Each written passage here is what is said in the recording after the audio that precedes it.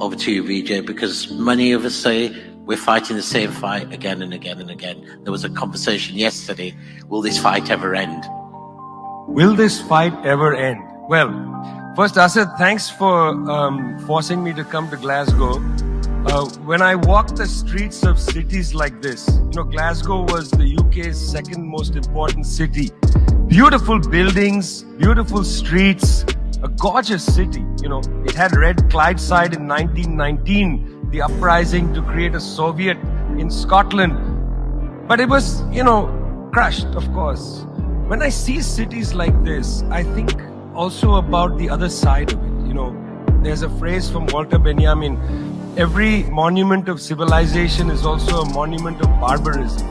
I think of the famines in Bengal, the jute workers in Bengal sending jute to Dundee through the Glasgow port. I think of human beings from Africa enslaved and brought from Ghana to the New World, and all those profits getting sucked into cities like London and Glasgow.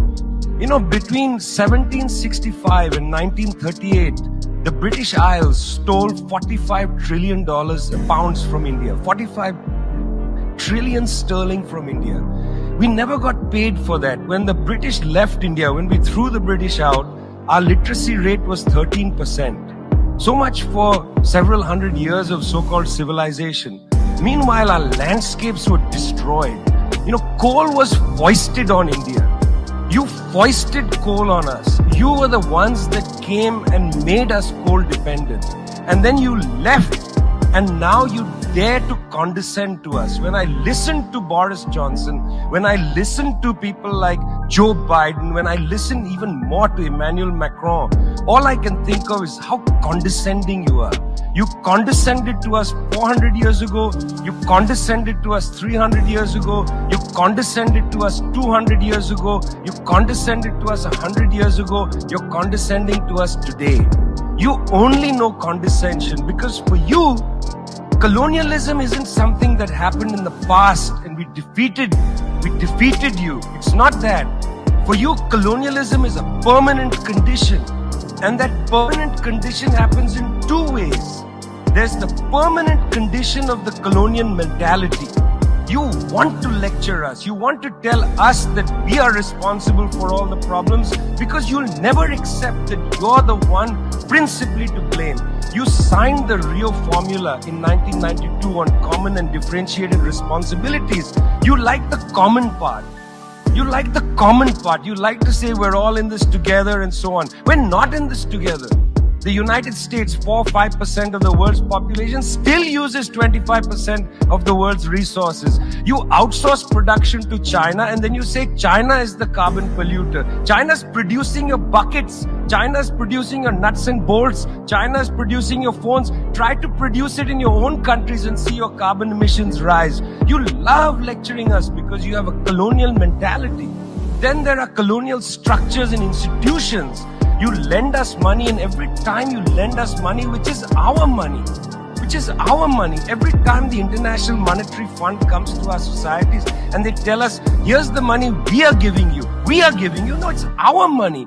You give us our money back as debt, and then you lecture us about how we should live.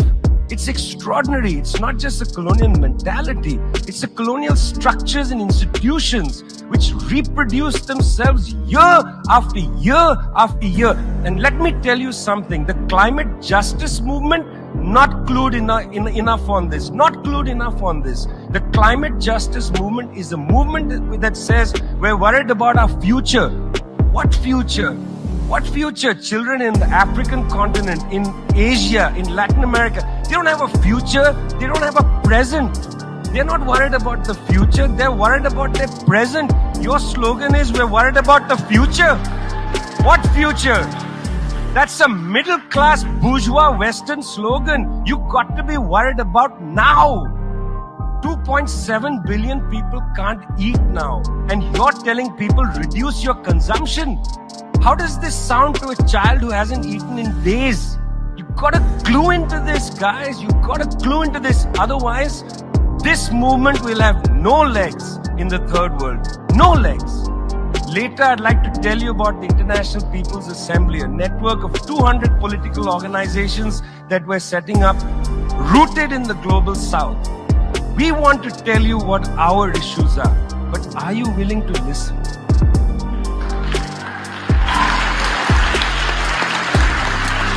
Thank you, Vijay.